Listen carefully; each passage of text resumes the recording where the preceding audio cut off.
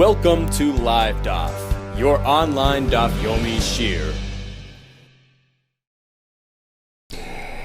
Shalom Aleichem, welcome back to today's Daf Yomi, Maseches KEREISOS Daf Yud Gimel. We begin on Yud Beis Amud Beis at the Mishnah, which is around 12 lines from the bottom. So we spoke about a fellow who consumed a kazayas worth of forbidden fats.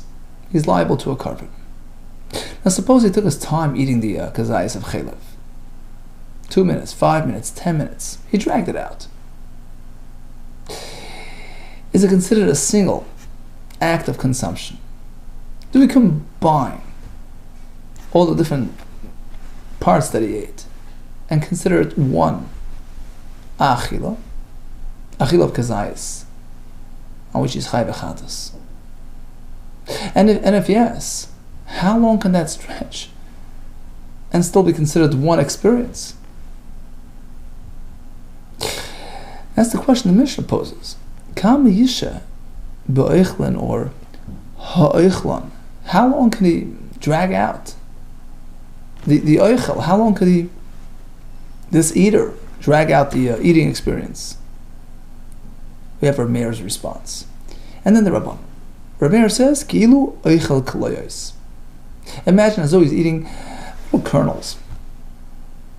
Roasted wheat kernels.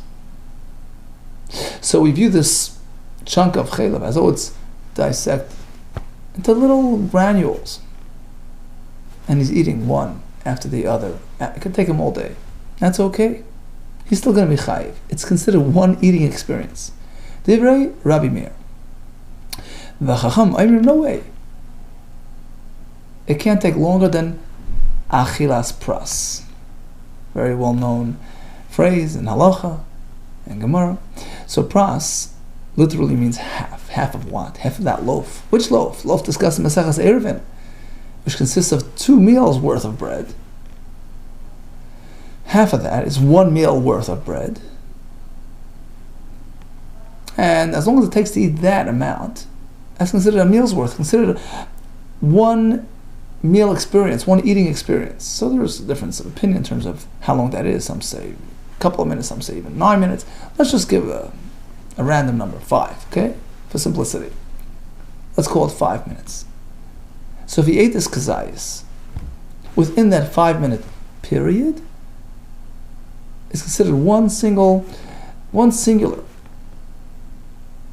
act of eating. It's mitzdaref. It combines into one eating experience, and he's chayiv.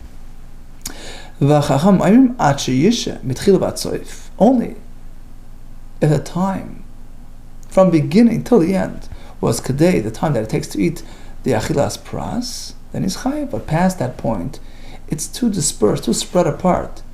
It's beyond the range of a mealtime experience. It doesn't constitute one act of eating a shir kazayas, and he's potter. Continues the Mishnah. Suppose he ate materials which aren't necessarily forbidden, but they're tamei. And midrabanan, when a person eats a certain amount of tamei food, he himself becomes disqualified from eating truma. So again, if it's dragged out, how long could it be dragged out to still be considered? Achal oichlan tmein, he ate impure food. V'shaso, he drank liquids that are tamei, mashkan tmein. Another example, shasa revius yain nichnas lemigdash. He drank a revius worth of wine. He entered the migdash and did the avodah. So if he sipped it, slow go, how long could it take for it to be counted? V'shah. So if it dragged out, again, kedei achilas pras, he's chayiv. Regarding the wine, it has to be drunk in one go, in pasak ba. But if he interrupted within the revius of the wine, even a droplet of wine and water, it dilutes it and doesn't have the same intoxicating effect in his potter. So Rav Meir says the time frame is as though he's eating kernels, which could take quite a long time. For example, let's just give it it could take a half hour. Is Rav Meir holding him accountable if he stretches it that long? Rabbanan say 5 minutes, he says a half hour. Is he adding astringency, stretching the time? Or perhaps, actually, he's saying a kula. How? On the one hand, perhaps he's stretching it. And he means like this. It says, oh, he's eating these kernels. Even if it takes all day. It's an expression. Even though the whole experience was way more than 5 minutes.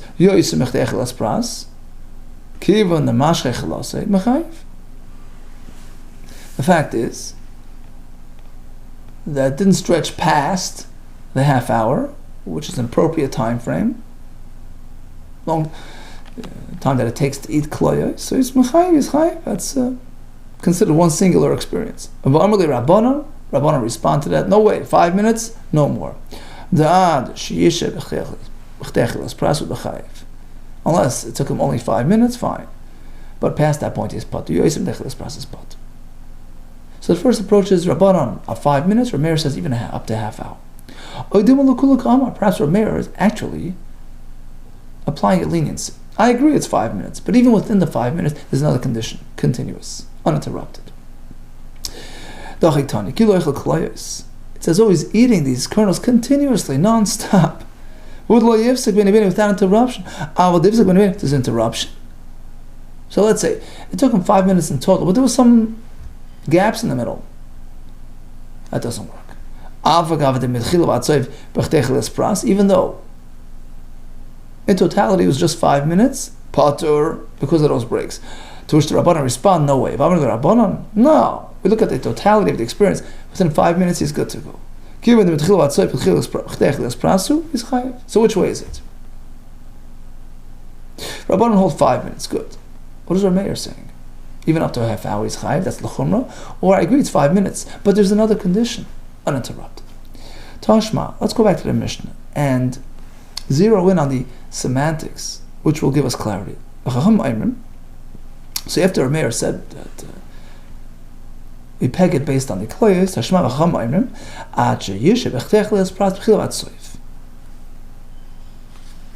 the wait can't be longer than a achilas pras. We turn to the next Talmud. Look, that tells us something about Rameir's position. They were responding to him, right? It all makes sense if Rameir was being machmer. Half hour. That explains their choice of wording. No way. Not up to half hour. It's too far. He's only liable ad sheyisha until the stretch is only 5 minutes. Ad sheyisha delay until and only a stretch of 5 minutes. Do you say half hour? No. Up to 5 minutes and that's it. Eli Amras Rameir Lakula. But according to the other approach, Rameir was being makel. Even within the 5 minutes, there can't be interruptions. So the Chacham should have responded differently. Their choice of word should be different. They should have said, well, he's exempt according to you? No way. If the wait was only 5 minutes, he's chayiv. If in fact he was exempting, they should have responded with an imsha, as long as he only waited up until 5 minutes. He's chayiv despite the interruptions in the middle. The fact that they chose to respond with that earlier phrase, ad sheyish, that tells us Elav Shmamino Rameir L'chumra Shmamino Rameir was being machmer. He was stretching it up to a half hour. No, ad sheyisha, only until this much, not further. Amar Rav Mashma. So when we speak about forbidden materials, it's got to be a kazais within 5 minutes. B'chalavim, b'chelav, b'nevelim, which is also forbidden. Ad sheyisha, b'tchilat soif, b'techeles pras. From beginning to end, 5 minutes. What about oichlim tameim? Shkotzim ramos, or mashkim, tameim. What about items which make a person unfit for a truma because they're a tamei? The total amount there is not a kazais. The halacha is that only if he consumes half a pras, so that pras that we spoke about before, the 4 eggs worth, here it's half that much. So 2 kibetzes, which is way more than a kazais. That makes him unfit for eating truma following that, experience. The question now is, how long do we give him to eat this chatzi pras? Is it standard 5 minutes, just like a kazayis gets 5 minutes? There's 2, or do we say no? 5 minutes is per kazayis of this much greater quantity, so it's going to take him way longer. The answer is the second option. That's Shmuel's shita. Afilu kulim. It takes all day. B'chtechel is pras. He's chayiv. Now he seems to contradict himself. Here he says all day, then he says achilas pras, back to 5 minutes. My kamo, what do you mean to say? Amar papa chikam, he meant to say like this. Afilu kulim kuloi. Even if the totality took him all day, provided that every single kazayis was done within 5 minutes. So we give him basically 5 minutes per kazayis. Provided that he ate kazayis, each kazayis within this greater volume, b'chtechel is pras. But totality gets more than 5 minutes. Meisvei comes a kasha from a Mishnah, which seems to say that he only gets 5 minutes in total. Meisvei kol oichlam mitzdarfen livsel sagvia b'kachatzi pras. A fellow who consumed a half a pras of tummy material comprised of all types of foods, we combine it. It's mitzdarif. They unite to invalidate the eater from further eating truma. Now, the fact that the Brisa did not stipulate that it can stretch for a half hour or an hour, we assume that we apply the standard 5 minute shear. My love, let's assume the achle chatzi pras. He ate this greater amount within the 5 minute time frame. B'chtechel pras. La, who says? The achal kazayis. B'chtechel pras.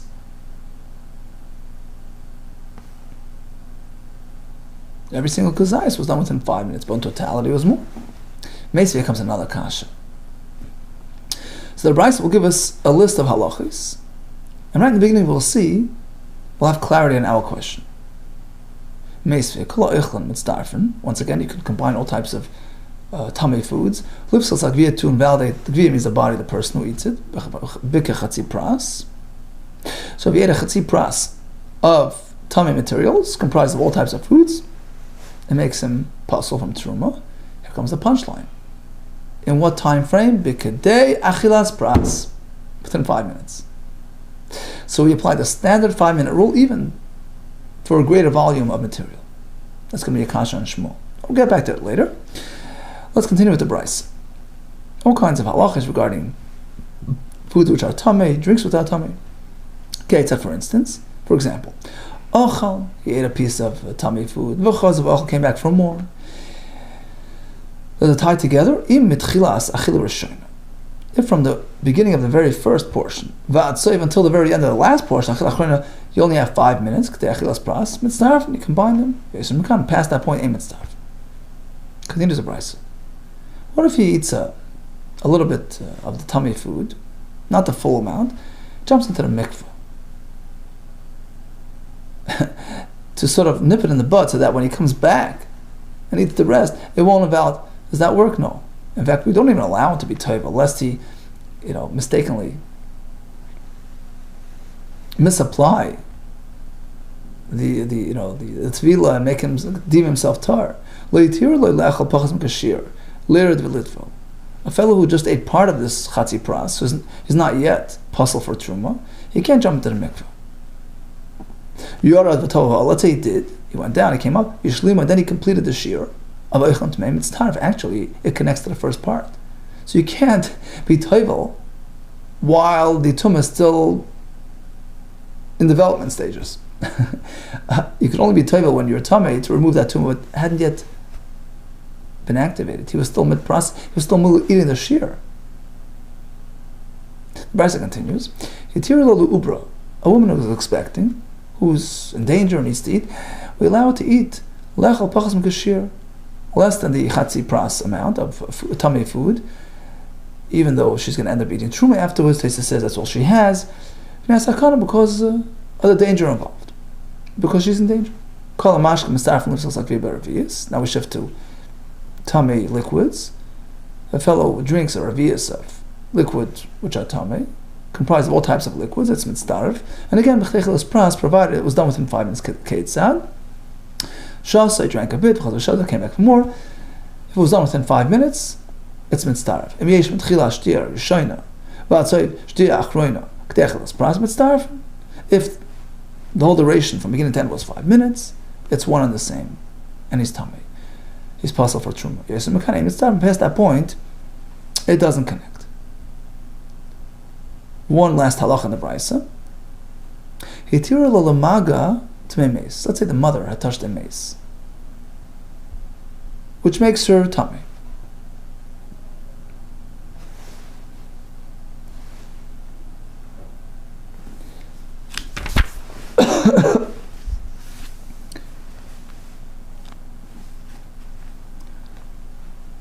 So we allow her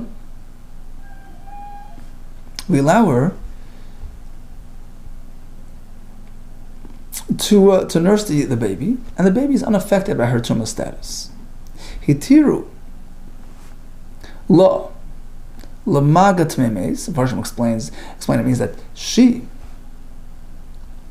came into contact not with the mace itself, with somebody who touched the mace. So the mace is aviyabois, a source, the ultimate source of tumah. The person who touched it becomes an avatumah. She became a rishon of tumah, next level. So, despite her tumah status, there's no issue with her nursing her baby, and the baby remains tahar, unaffected by the milk that he drew from the mother whose tummy. Lahanik b'nat, the son of Natar, and the son remains tahar. Why? Why don't we say that the milk is tummy? Now he consumed such a substantial amount of tummy material, he should become pasal from truma. We'll get to that later. So first, what relates to us is the beginning of the brisa, which is addressed that question of whether we give him a broader time frame for the chatzi pras, or he gets just a plain 5 minutes. Tonim yes. In any case, what does the brisa tell us? Even though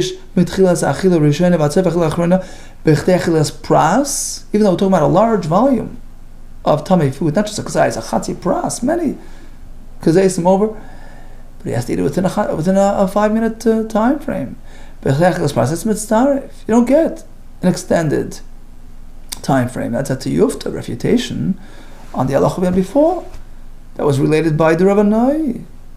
Right? We had Amar Rav Anai. You get a extended time frame, tiyufta, Rav tiyufta.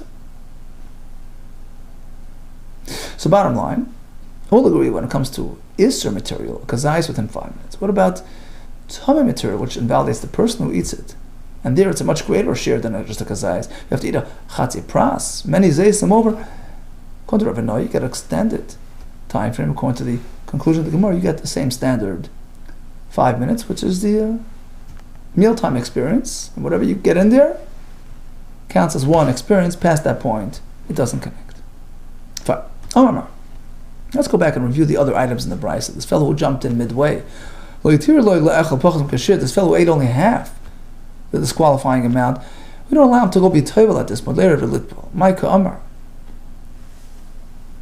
And then the brisa continues. If he was toivel,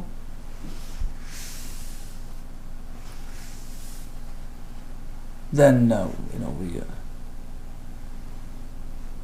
we don't really count it. What's going on? First of all, what's the issue? Why don't we allow? The issue is like this. He consumed only part of the disqualifying amount of tummy material. But don't go be toivel at this point, because you're going to misunderstand the process. You'll mistakenly think that it's going to preempt the tumah from arriving. Because if he in fact does immerse in a mikvah, comes back out, and then he concludes that amount of tumah food, now the tumah gets activated. Mitzdarbe connects to the first part, and he'll mistakenly believe otherwise. He'll think, I was already in the mikvah before. I don't need to do another one. He doesn't realize tefillah could only address an existing tumah at the very end of the process when the tumah had been activated. So don't go into the mikvah before it happens. Tani, next part of the brisa, spoke about a woman who's in danger. A woman expecting. We allow her to eat tummy materials despite the fact that she's going to follow it with truma material, because she's in danger, and it's what she has to eat. Because she's in danger. If she's in danger, eat whatever you want. Why only a small amount? Which means like this. The brisa meant like this. Ideally, we try to mitigate the issue. Sure, if she's desperate to eat all at once, sure. But if she could stagger it, like we do on Yom Kippur, a person's a chayla, we stagger it, try to give him less than the threshold of the Isser amount. So less than, the amount, and we stretch it out beyond the Achilas Pras time frames. This way, it mitigates the issue. We allow the Uber pachis mikashir, increments of less than a shear. Afilu tuvo. Although in total it's going to be way more than it.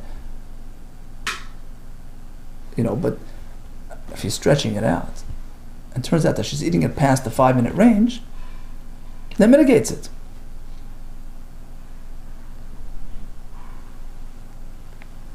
And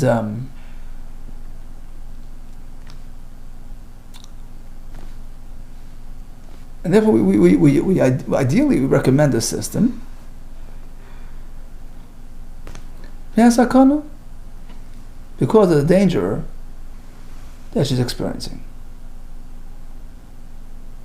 So it's preferred that we do it incrementally, if possible.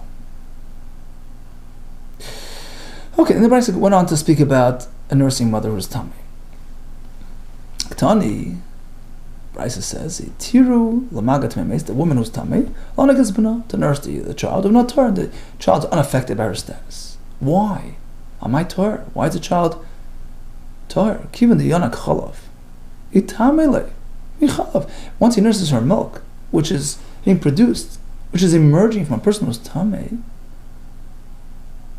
that chalav is tummy. Rashi explains that the fact that he came into contact with his mother, that doesn't make him tummy, because she is only a rishon l'tumah, which cannot transfer tumah to another person. A person's only mekabel tumah from an avatum, which he's not. But the milk that's coming out, Rashi says, has a din of oichel. Interesting, even though it's liquid, but since it's intended to sustain an infant, provides for his primary sustenance, it's like his food has din of oichel. Okay, and that oichel came into contact with the mother, whose tummy, that food becomes tummy. It's as though the baby drank tummy liquids, which would disqualify him from eating teruma, like anybody else who eats tummy foods. Perhaps he'll say, lo yischasher.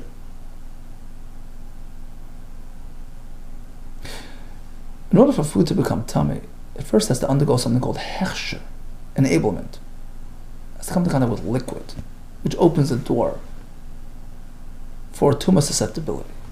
So perhaps this milk never went through that hechsher process, and therefore it was not affected by the mother whose tummy. Well, there was hechsher. Why? It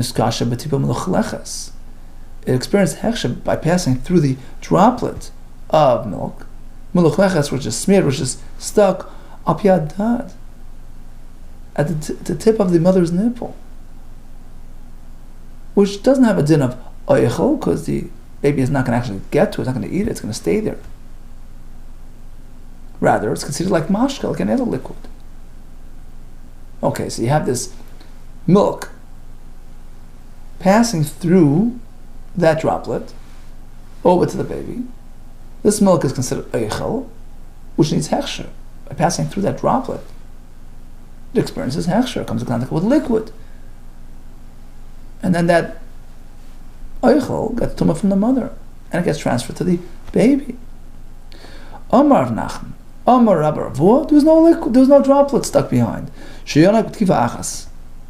sucked so hard, he sucked it away from the mother. There was nothing left behind.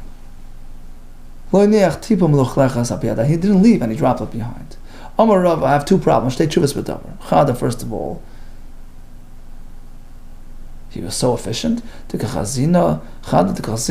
see his mouth full of milk. Do you know the baby's mouth full of milk? Apparently, he didn't do such a good,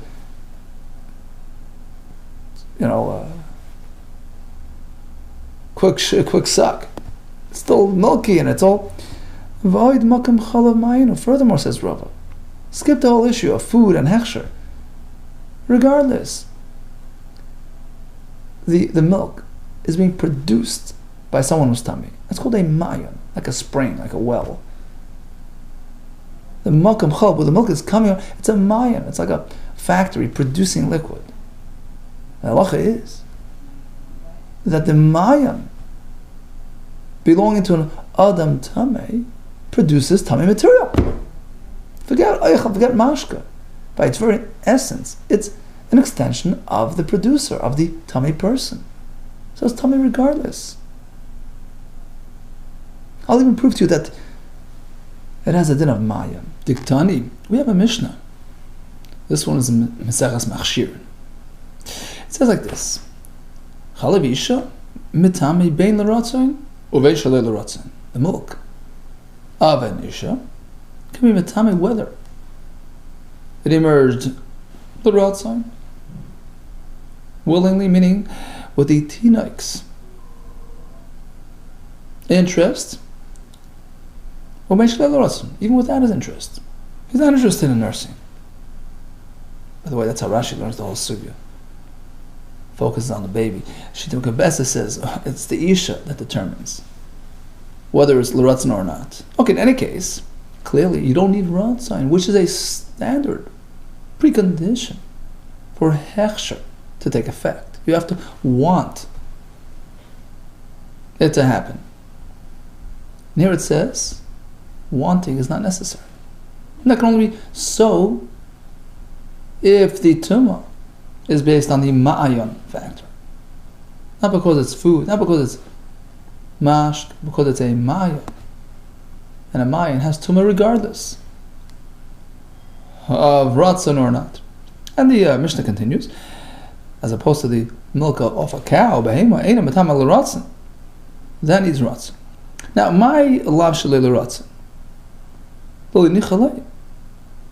so we're assuming that shalei l'ratzon means that he doesn't want this milk. Now, if milk, which we said is called an oichel, requires hechsher by traveling through that droplet, that gives it hechsher tumah, you need ratzon for that. You need the fellow to be agreeable, to want it. My lav shalei l'ratzon, it says it still has tumah. Clearly, says Rabbi, we're talking about a mayan, which has tumah regardless. It's a natural tumah because it's an extension, so to speak, of the person producing it, who himself is tumah. So back to our question. The Brisa does tell us that the baby is safe from tumah. Why? How's that? Elam Rabbi Taima. You know why the baby is tar? The suffix. Because let's remember, this whole tumah is midrabanan. When you eat tumah food, you become puzzle for tumah. It's only midrabanan. Now, there are all kinds of uncertainties here. In fact, there are two uncertainties. The suffix yonak shir. We don't know how much he nursed. Did he actually pass that threshold? Did he get to the shir? If we consider it food, you need a chatzi pras of food. We're not sure how much he drank. With suffix yonak, perhaps not. In terms of yonak, even if you assume that he had the required amount, how long did it take him to nurse it? Was it past the 5-minute mark or not? Safek Yonka Bechelas Pras. Maybe he did nurse it within the 5-minute time frame. Safek Yonka Bechelas Pras. Perhaps it took him longer. So because of that, he's safe from any issues. Now comes a question on Rava, who says that milk emerging from the mother is tamei because it's inherently linked and identified with the mother who's producing it. It's a maya. Well, it doesn't have its own hechsher, like ordinary food which needs to go through the hechsher steps. Here it doesn't. But tonight, listen to this Mishnah Mesechas Kelim. Isha should not have chalav midadeh. A woman who was tamei and her milk dripped into the airspace of the oven. Tanur tamei. The whole tanur becomes tamei. And the question was asked: hold it. This milk, how does it become tamei? Where's the hechsher? The kashal on the question that was posed. We asked, where did it get hechsher? Because of that droplet that stayed behind on the mother.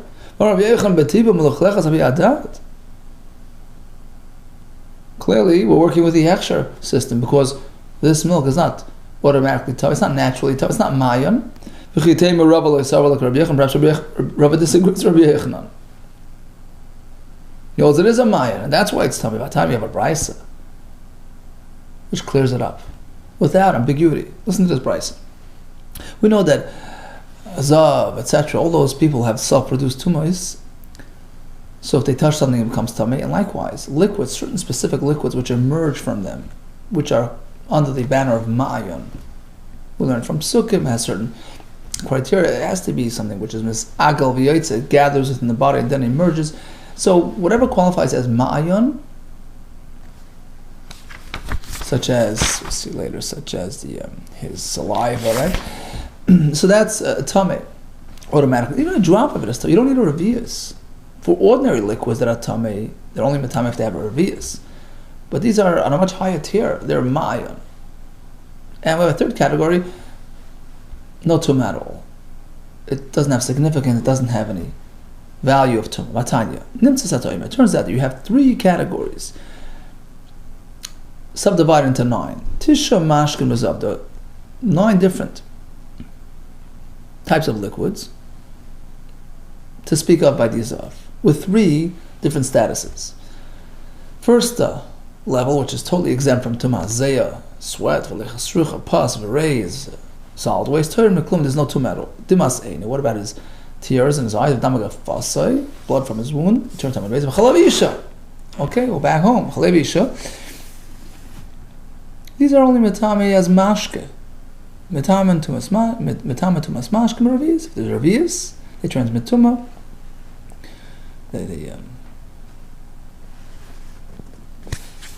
Because they came into contact with a tame, fine, but it's not a mayan. A mayan would be even kolshu. Third category is mayan. Roikai, saliva, zoiva, the emission itself, maybe raglav. It's water waste. But tame to machamur b'kolshu, that's considered mayan. Of ezav, and even a drop of it is matami. But chalav isha was not put into this category. The armas makam chalav mayan, or if you consider the chalav coming from a mayan, the makam, the source of that chalav, is considered like a spring, like a mayan, and it identifies with the producer to the extent that it's tummy, even with the drop. Chalav namin, tummy to machamur b'kolshu. So the chalav also should have that higher status. Even a drop of it, touch it, you move it, tumah chamur, the highest, right, a very high level tumah. Just like the other ma'ayana is kazoy v'viroikai. Ela shma, mino makam chalav isha l'mayana. Clearly it's not a mayan. Like any other food or liquid. Yachi kasha masnais. So what about that Mishnah we had before? The Rabbi quoted, mitame ben l'rotzim and shel l'rotzim. Her milk is mitame whether it was willingly or not willingly, which can only be learned if it's a maya. Let me re-explain to you what's going on. You think that the child says, I don't want it, in which case you would have a point, because if he really doesn't want it, there's no extra happening. No, you know what it means, shleil? He didn't specify his intent. Little baby, wasn't. His stomach, the Bach adds, the stomach was unspecified. Nor yes, nor not. And we conclude, which allows us to conclude and to speculate that the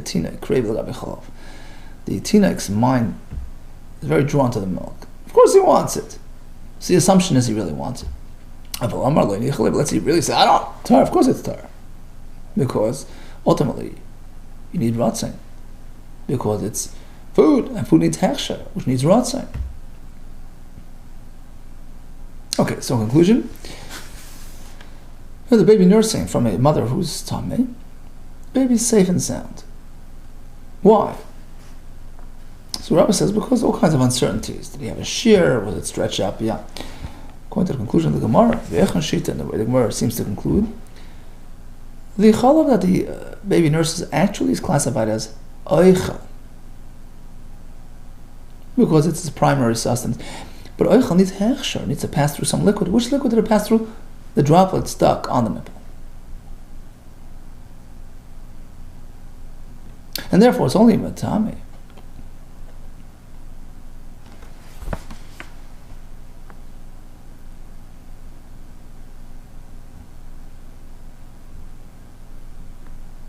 It's only matame if it went through that process. And in this case, the Gemara said didn't have there was no droplet left behind. Okay, so he never got hechsher. That's why the child never ingested impure materials. So we take a look at the Mishnah again. He ate impure foods, then we speak about a fellow drank wine, and he went into the Mikdash. That seems to be an infraction on its own. But then the Mishnah adds, V'shah, he waited. Why do you have to wait for it to be an infraction? Why wait? Why did the Mishnah speak about waiting? The Mishnah means like this. We're talking about how long it took him to eat and to drink. He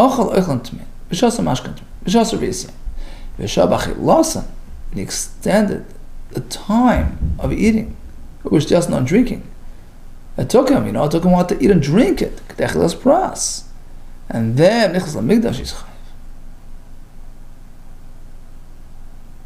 immediately upon entering, actually we'll see later, Taisus brings that he has to do avodah. So when he drank, in the case of the fellow drank wine, come in to do service. That's the issue. So even if he didn't, so just coming in itself is not sufficient to hold him accountable. He has to actually do avodah in Beis Hamikdash. And regarding the first items of eating impure materials, some learn that it relates to the Rashi learns that it relates to the din of psul truma. If you eat that much material within that time frame, you're puzzled meaning truma. Others, Taisus brings here that he ate things which actually make him tummy minat Torah.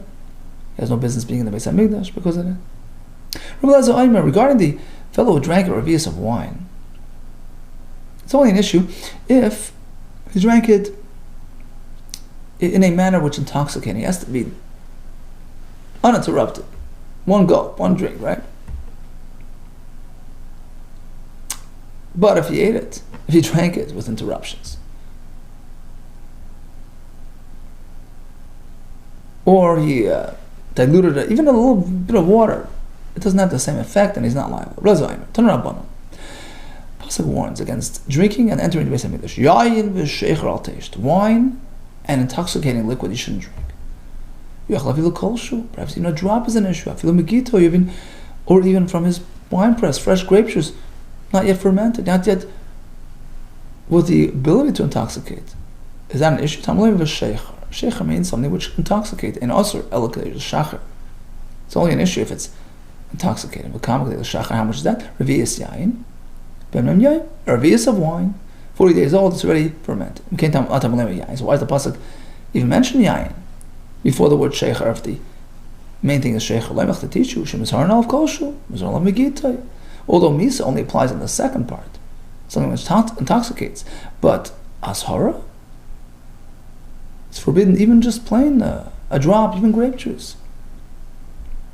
There's a law against that.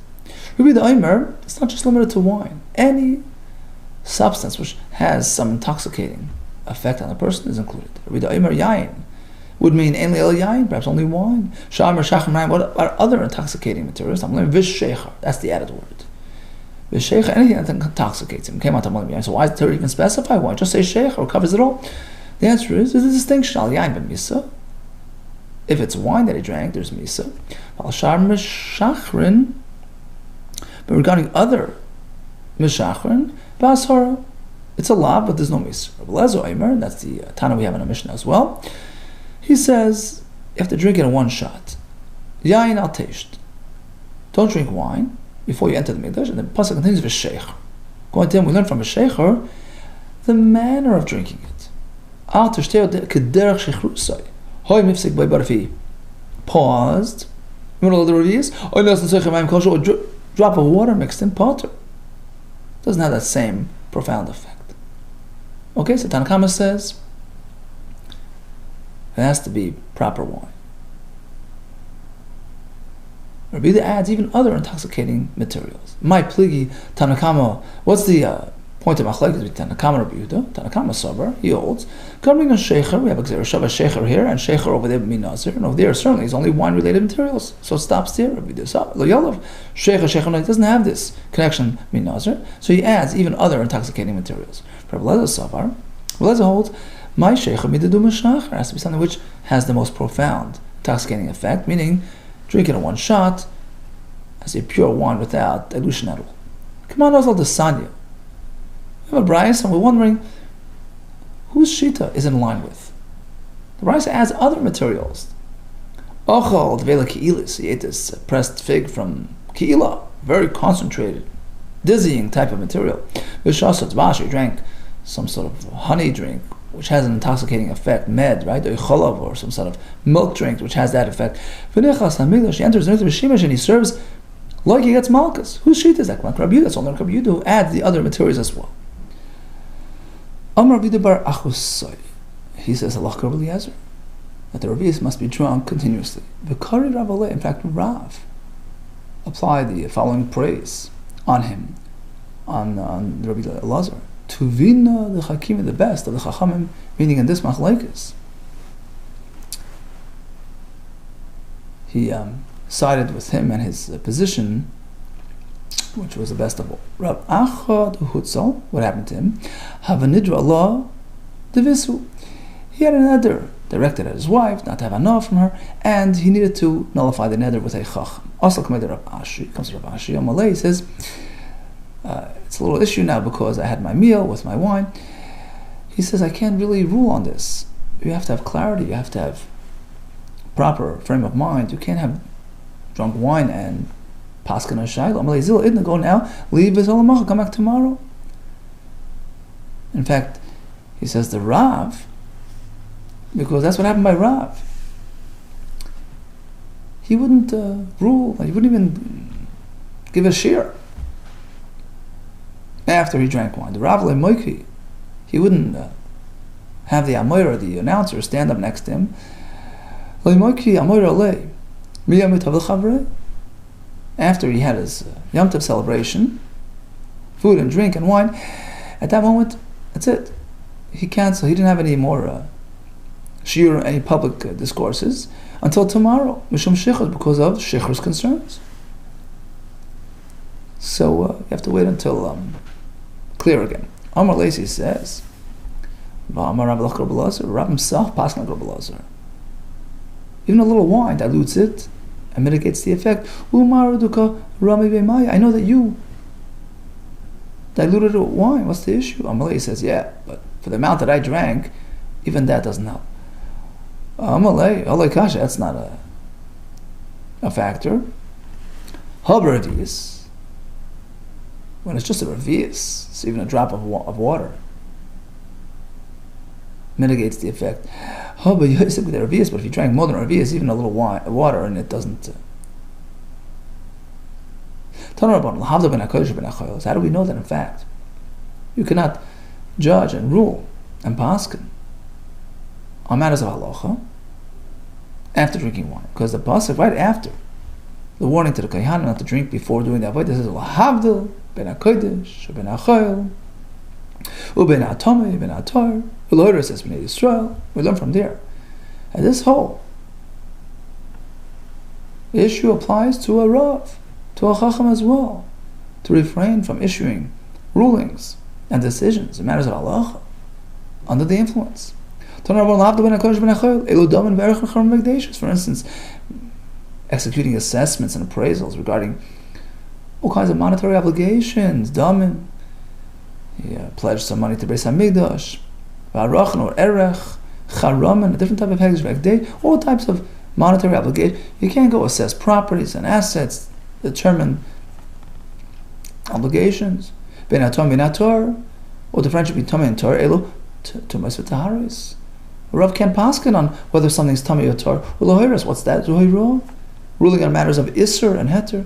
Eskalachukim, what's that? Elu midrashis, to go out and present, braises on the psukim, which also contain matters of halacha. Ashadivar Hashem, what's that? So halacha, that's halacha Hashem Sinai. What's biyad Moshe mean? It's a Talmud, even Gemara, which has, halacha is embedded, and you can learn from it halacha. What about just teaching mishnayos? That's okay. Only in matters of, issuing rulings and piskei halacha, but we don't. Rashi says we don't pass from mishnayos. Today, mishnayos serves as more like an index, sort of a source material for further elaboration in the Gemara, which is used for implementation of halacha by the Mishnah itself. It's not. We don't pass it directly from a Mishnah. So that's okay. Rabbi Yisrael b'daimer yochel have Talmud.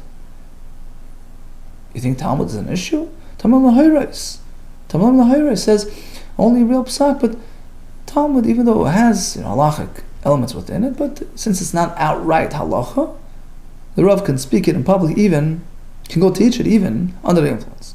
Kaman azal desanya. We have a brayso which allows a certain form of ruling. Who's that following? Which shita is that in line with? Yatsa sheretz tamei, as opposed to ruling between a lizard, some sort of creature which is tamei, as far as they turn, as opposed to the frog which is okay. Even a shasu yain who drank can rule on this matter. Who's speaking? Nema, perhaps it's only Rabbi Yossi, Rabbi Yudi, and not the Rabban, because it's like Talmud. I feel the Rabban. Even the Rabban would agree in this case it's okay, because everybody knows. Shani Yochel is very different. Zil, go ahead, go back to school. Kari Beirav, go learn in the cheder. Kari Beirav. It's not considered a psak, something so obvious and known. So that's not an issue. Amarav Halacha Yehuda, that one can teach Talmud even under the influence. So why didn't Rav himself give a shiur after he drank? But Rav Amar, right? Shani Rav is different. The Oiri Moiri, because he had to rule. V'neikum deloy Oiri. V'neikum deloy Oiri. Let him withhold from paskening. Better than nothing. Give a geshmak lamdish shiur without halacha. He couldn't do it. Whoever Rav would be found, he couldn't be without paskening. Everybody actually says everybody would stream to him. So you can just get up and give an abstract presentation of something. He'd right away be peppered with questions. Okay, so what do we do now? Others learn. They learned that Rav was so calculated in his very movement. Every move was connected with Torah, with halacha. You would learn from even his plain talk, so to speak, sichas chul, everything was halacha that you would learn from. People would just follow his every movement, and therefore he couldn't go out and teach in public until it cleared up. There's a story they read that from Shraga Feivel Medelovitz, the founder of Sifter Vedas. He invited Rabbi Yaakov Kamenetsky Zatzal, appointed him as Rosh Hashiva, and he told his bracha, watch that man. He is a living, walking Shulchan Aruch. His every movement, his very motion is reflective of halachas and Shulchan Aruch.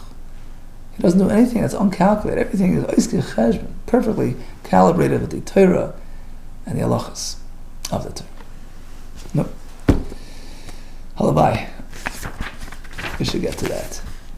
Okay, bottom line, we have the Mishnah with the din of achilas pras. Rabbi Meir was the chumrah. He stretches it even more. Rabbanan leave it at achilas pras. And that pertains to matters of Isser, matters of Tumah as well. That's the conclusion of the Gemara. We had a discussion regarding Chalav Isha. Is it Meichel, which needs Hechsher, or is it a Mayim, which has its own Tumah?